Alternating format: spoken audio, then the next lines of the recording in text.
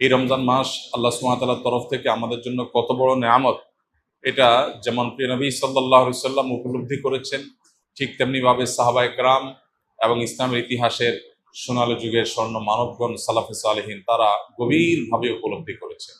দুর্ভাগ্য আমাদের, আমরা বেশিরভাগ মানুষ রমাদান মাসের গভীর তাৎপর্য, গুরুত্ব, এর মাহাত্ম্য, এর মর্যাদা, আল্লাহর তরফ থেকে এই মাসের বিশাল বড় যে সুবর্ণ সুযোগ, সেটিকে আমরা অনুধাবন করতে পারি না। আমাদের রমাদান সাধারণত 4টি কাজকে ঘিরেই হয়ে থাকে।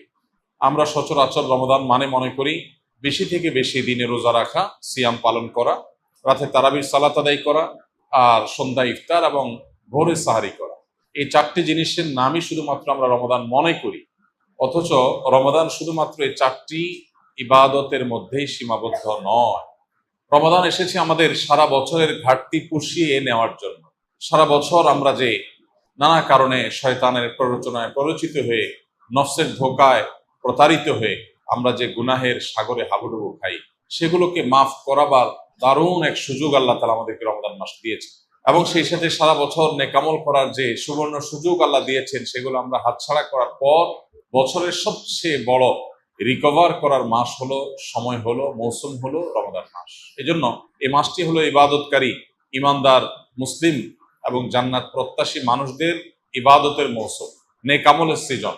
আল্লাহ রাব্বুল আলামিন এ মাসের সর্বোচ্চ সদ্ব্যবহার করার তৌফিক আমাদের সবাইকে দান করুন। সম্মানিত ভাই সকল, এ মাসে আমাদের সবচেয়ে প্রধান এবং সবচেয়ে মূল যে কাজটি বিশেষ গুরুত্বের সাথে করা উচিত, সেটি হলো যথাযথভাবে সিয়াম পালন করা। কারণ এই মাসের প্রধান আমলটাই হলো সিয়াম বা রোজা। আর সিয়াম শব্দের অর্থ বিরত থাকা। অতএব আমাদেরকে এই মাস আল্লাহ রাব্বুল আলামিন সিয়াম পালন করার নির্দেশ দিয়ে মূলত বিরত থাকার অভ্যাস আমাদের গড়ে তুলবার সুযোগ দিয়েছে।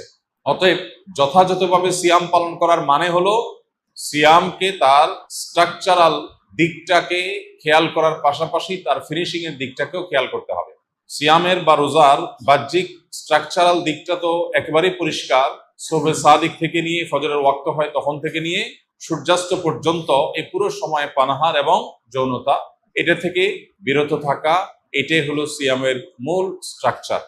এটা ঠিক রাখার পাশাপাশি আমরা যখন সিয়ামকে অর্থবহ করার জন্য অন্য সব নিষিদ্ধ বিষয়গুলো থেকেও বিরত থাকবো, বেঁচে থাকবো, তখন ইনশাআল্লাহ সিয়াম আমাদের আরো বেশি কার্যকর, আরো বেশি যথাযথ, আরো বেশি আমাদের জন্য জান্নাত লাভের কারণ হবে, জাহান্নাম থেকে মুক্তির কারণ হবে ইনশাআল্লাহ বিইذনিল্লাহ। এই জন্য সিয়াম সাধনা করে এই পুরো মাস জুড়ে সকল প্রকার গুনাহ থেকে বেঁচে থাকা, এটা আমাদের অন্যতম একটা কর্তব্য। নবী করিম সাল্লাল্লাহু আলাইহি সাল্লাম বলেছেন, রুব্বা সাইমিন লাইসা লাহু মিন সিয়ামিহি ইল্লাল জু। বহু রোজাদার আছে যাদের রোজা ক্ষুধার্ত থাকা ছাড়া আর বিশেষ কোনো কাজে আসে না। আমরা যেন সেই হতভাগা মানুষদের কাতারে শামিল না হই। আল্লাহ রাব্বুল আলামিন আমাদের সবাইকে সেই তৌফিক দান করুন। প্রিয় ভাইরা আমার, এই জন্য মুখ দ্বারা গীবত, মিথ্যা, পরনিন্দা, ঝগড়া, যত রকমের নিষিদ্ধ কর্ম আছে সেগুলো থেকে বিরত থাকা, হাত দিয়ে, পাও দিয়ে, অন্য অঙ্গ প্রত্যঙ্গ দিয়ে সকল প্রকার গুনাহ থেকে বেঁচে থাকা, এটা হবে আমাদের রমাদানের অন্যতম একটা গুরুত্বপূর্ণ পদক্ষেপ। এটা যদি করতে পারি তাহলে রমাদান মাসের সিয়াম পালন সার্থক হবে, সফল হবে ইনশাআল্লাহ বিইذনিল্লাহ। আল্লাহ আমাদের সবাইকে সকল প্রকার গুনাহ থেকে বেঁচে থাকার তৌফিক দান করুন। সিয়ামের উদ্দেশ্য যে তাকওয়া অর্জন করা, সে তাকওয়া হাসিল হওয়ার জন্য, সে তাকওয়া অর্জন হওয়ার জন্য সকল প্রকার গুনাহের পথগুলো বন্ধ করা, এটা অত্যন্ত গুরুত্বপূর্ণ। গুনাহের পথগুলো যদি খোলা থাকে তাহলে এই সিয়াম অর্থবহ হবে না, এই সিয়াম যথাযথ হবে না, এই সিয়াম আমাদের জন্য কার্যকর হবে না। এই জন্য আমরা চেষ্টা করব সর্বোচ্চ সকল গুনাহ থেকে বেঁচে থাকার। রব্বে করিম আমাদের সবাইকে সেই তৌফিক দান করুন।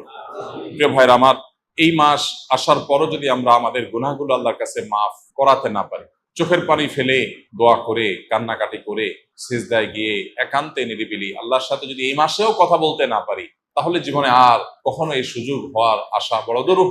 এর চেয়ে হতভাগা আল্লাহর জমিনে আর কেউ নেই, যে ইসলাম গ্রহণ করার পর মুসলিম হয়েও রমাদানের সুফলটা আদায় করতে পারলো না। তার চেয়ে হতভাগা আর কেউ নেই।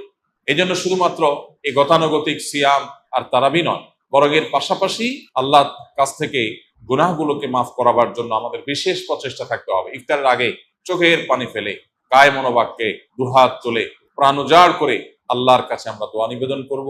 এবং সাহরি খেতে উঠলে ভোর রাতে তখন দোয়ায় মনোনিবেশ করব। চলতে ফিরতে, উঠতে বসতে আল্লাহকে স্মরণ করব। মোবাইলে, সোশ্যাল মিডিয়াতে বিভিন্ন চোখের জেনা, কানের জেনা, বিভিন্ন রকমের যে গুনাহগুলো হয় সেগুলোর পথগুলো সব বন্ধ করব ইনশাআল্লাহ।